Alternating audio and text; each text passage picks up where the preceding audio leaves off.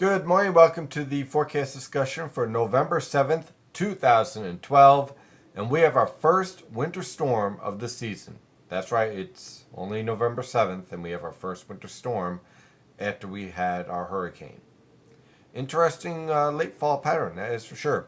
So let's get to the observations. Currently, right now, we have temperatures ranging from the lower to mid 30s over the northern interior to the upper 30s to lower 40s along the coast. Now, we've seen some interesting observations as of 9 a.m.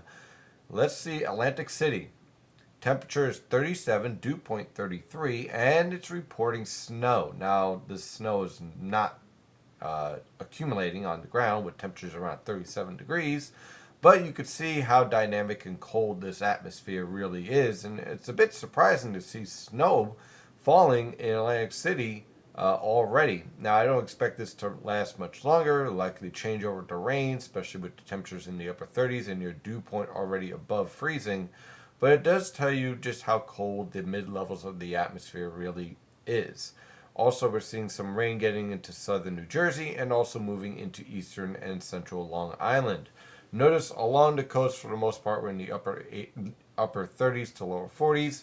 As we move over the interior, notice the dew points are in the mid-20s. This is going to be a very important observation to watch throughout the day because we have very dry air in place, especially over eastern Pennsylvania, where we have dew points in the upper teens to lower 20s. And that's going to lead to some difficulty of this precipitation reaching the ground. It's called virga. It's where precipitation falls from the clouds, but unfortunately or fortunately, depending on how you look at things, that precipitation doesn't reach the ground. It dries up in the atmosphere because the atmosphere is so dry. So this is something that we're going to have to watch, especially with our forecast that we currently have in place. Now, taking a look at the latest surface features, you can see our area low pressure is blowing up well off the coast, roughly about 200 miles off the New Jersey coast at 994 millibars.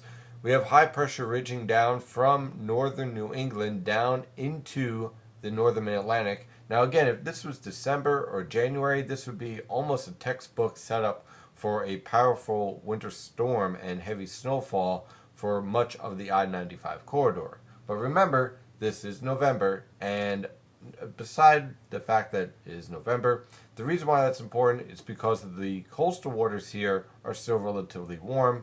So when winds come in from the northeast, that's going to have some impact on your boundary layer temperatures. That's why, for example, in Atlantic City, we have snow in the air, but it's 37 degrees, and therefore it's hard to accumulate with temperatures well above freezing.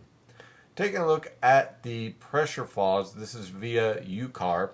You can see that we see a really strong pressure fall indication to the south and east of New England. So it looks like this track is going to go from where it's located to the south and east of New Jersey towards the New England coast, a little bit east of the 4070 benchmark, which means that I think the bulk of the precipitation is going to be focused right along the coast. And as you move further and further west, that precipitation potential is going to become less and less to the point that portions of eastern Pennsylvania may miss this entirely. We're going to have to keep an eye on that throughout the day. Taking a look at the radar, I think you can notice there's plenty of heavy rainfall. This is all mostly heavy rainfall moving into the northern Mid-Atlantic. Now, some of this has a little bit of sleet and snow, as we can see down in Atlantic City, mixed in. But for the most part, we're dealing with heavy rain here. A lot of this here is not reaching the ground because of the dry air that's in place. But once this starts to move into the coast, we should see rainfall increase throughout the entire northern Mid-Atlantic and New York City and Philadelphia metropolitan area for this afternoon. Now, I want to show you the water vapor satellite picture. This is very interesting. Here's one disturbance, and here's our second disturbance, okay? This disturbance is phasing with this disturbance. This is going to slow this storm down a little bit and also allow it to intensify. Now, so notice the winds here are kind of fanning out right here. This is called divergence, okay? And when you have divergence like this setting up over your location, that means that there's a tremendous amount of lifting in the atmosphere, rising air. And rising air creates heavy precipitation. So you're seeing all this heavy lifting developing, and what we should see start to set up especially as this disturbance interacts with this disturbance, is that this low pressure system start to slow down, and you'll see a moisture front that's starting to develop right here. It's going to pivot and slam right into the coast and produce heavy precipitation, rain along the immediate coast, rain snow mix over the Philadelphia metro, back up towards northwestern Connecticut, eventually changing over to all snow and accumulating snow at that, which is rather unusual for this time of year. So you can see that we have everything in place for this storm to rapidly intensify. You have what's called the convergence here, which is going to keep our high pressure system locked in and funnel cold air down the coast. So everything's pretty much in place for a nor'easter to intensify and set up and continue to impact the region from this afternoon on through tomorrow morning. Now, a very important point here is that with this low pressure system intensifying, winds are going to increase and continue to increase anywhere from 15 to 30 miles per hour along the coast, 10 to 20 miles per hour a little bit further inland. Gusts, though, could easily reach 75 miles per hour along the immediate coast and over the coastal waters here. I think more around 50 miles per hour as you head a little bit further inland. But those locations right along the coast are in for a very windy afternoon, evening, and overnight period. And of course, coastal flooding will be a concern with this low pressure system. One good news though, with the track of this low pressure system, the winds are coming in right now from the north. They're coming from the northeast later, and then they'll back to the northwest, which will drive water away from the coast by tomorrow morning. So that's one good aspect here.